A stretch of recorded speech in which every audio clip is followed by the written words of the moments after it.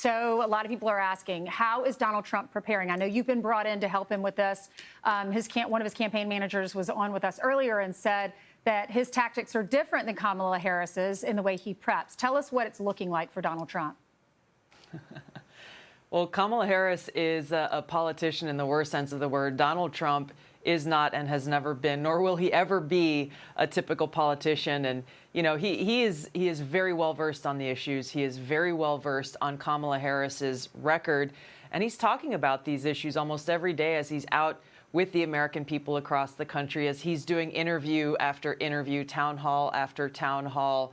And so for me, if there's anything that I can be helpful with, it really is just sharing the experience that I had with her on that debate stage and the kinds of tactics I think she will try to use to perhaps get under his skin or really to try to deflect away. Her goal is going to be to deflect away from her disastrous record that has caused greater harm to the American people in so many ways, and then shift to the new story, the new narrative that she wants to make voters believe and hopes that they will forget what she's already done over these last 3.5 years. So what's your advice to Donald Trump when she does try to deflect?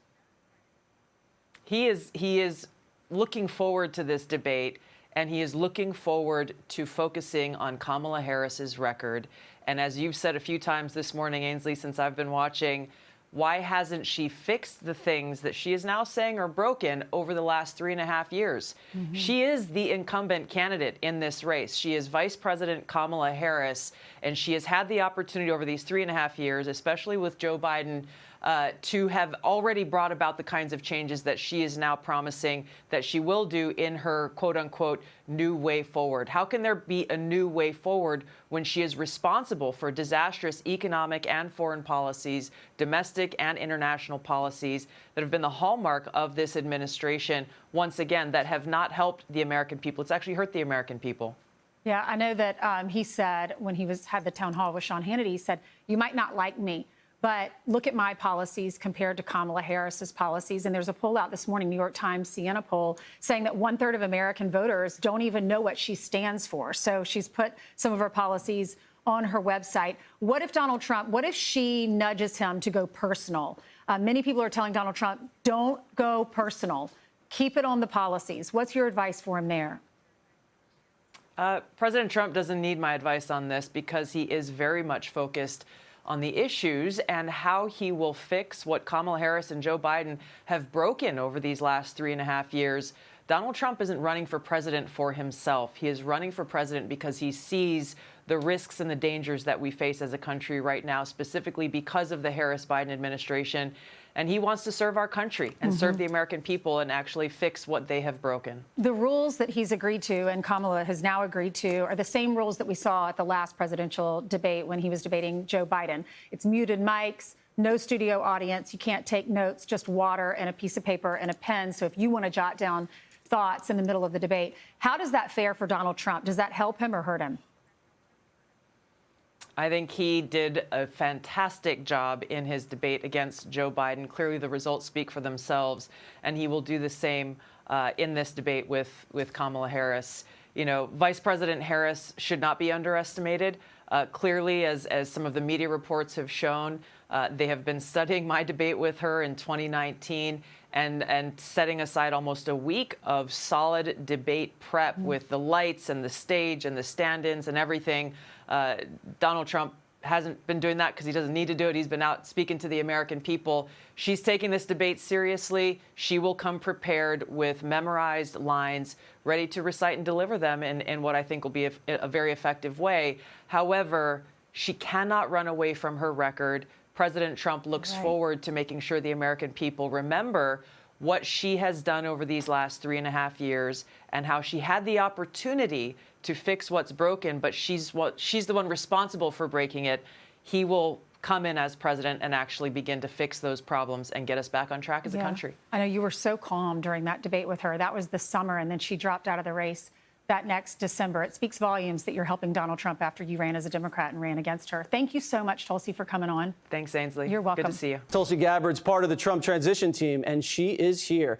So, Tulsi, when you dissected We should say that, Kamala Harris, back in the good old days of the Democrat primary.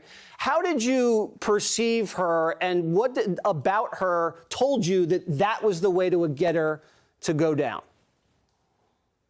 As you remember, Jesse, she was treated like with kid gloves by the mainstream propaganda media. She was treated with kid gloves, even by every other candidate that was on that debate stage. No one questioned her, challenged her, or called her out for the record as prosecutor that she claimed to be proud of. She talked every day about how she'd be a prosecutor president, but no one questioned her about what that record was and how that would translate if she were president. And I pointed out the hypocrisy. I pointed out the hypocrisy of how she would do one thing, and when the standard was held to herself, she did the exact opposite.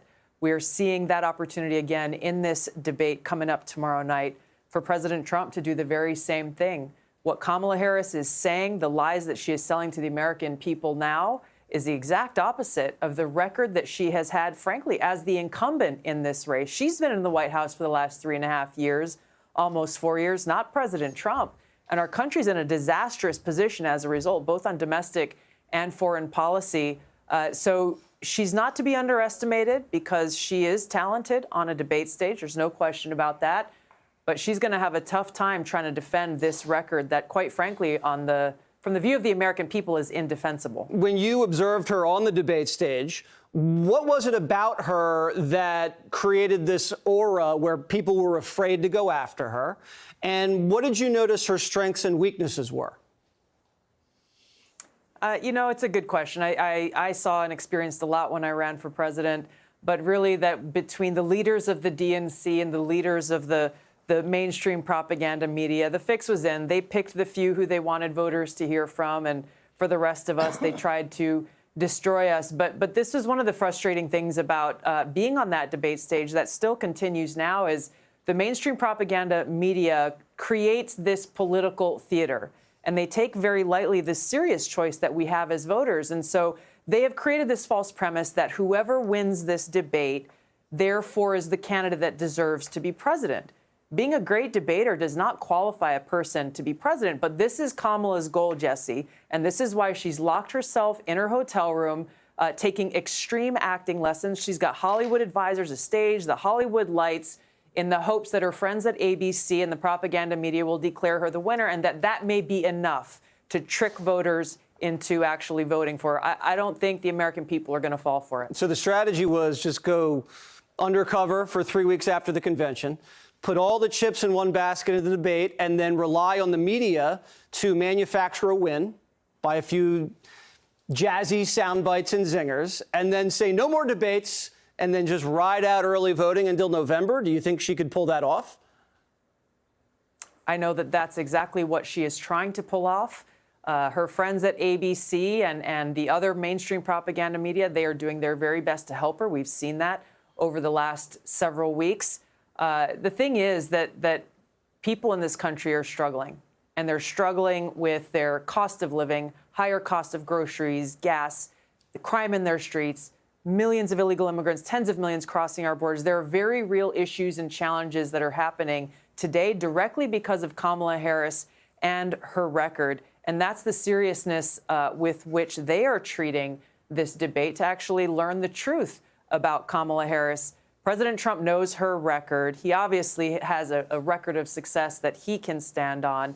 And he's going to challenge Kamala Harris on exactly that and keep reminding voters who she really is, not the actor that she will present herself to be tomorrow night. When you're there tomorrow night, you're advising Trump with debate prep, or they're calling it policy discussions. What do you tell him? What do you say? This is what gets under her skin. This is where I would go. What do you say? You know, he's not focused on trying to get under her skin. He really is focused on the issues that matter most to the American people. President Trump is in great spirits. He is looking forward to this debate. You can imagine it's frustrating for any of us to watch and see the lies that are being sold about Kamala Harris and how much she's getting a free pass. And it's coming at a cost to the voters and the American people. So that's who Trump is focused on speaking to them, telling them the truth about Kamala Harris, so that they can make the best informed decision about who the strong leader is we need for our country now. And obviously I believe Donald Trump is the best hope for us to have a better future. All right, Tulsi, thanks so much.